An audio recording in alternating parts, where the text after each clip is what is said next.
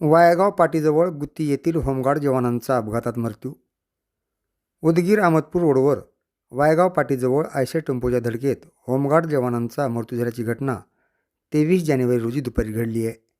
सूत्रांनी दिलेली माहिती अशी की जळकोट पोलीस ठाणे येथे कार्यरत असलेले होमगार्ड जवान ज्ञानेश्वर प्रकाश केंद्रे वय 28 वर्ष राहणार गुत्ती तालुका जळकोट हे 23 जानेवारी रोजी टपालाच्या कामानिमित्त अहमदपूर येथे गेले होते.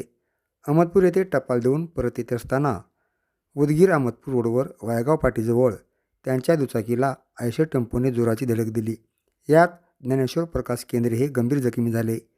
त्यांना उदगीर येथील सामान्य रुग्णालयात उपचारासाठी दाखल करण्यात आले असता डॉक्टरांनी तपासणी करून मृत घोषित केले. मयत ज्ञानेश्वर प्रकाश केंद्रे यांना 1-2 वर्षाचा मुलगा आहे. ज्ञानेश्वर केंद्रे यांचा अपघातात मृत्यू झाल्याने उदगीर व जळकोट पोलीस ठाण्याचे पोलीस कर्मचारी व होमगार्ड जवानांनी दुःख व्यक्त केलं आहे.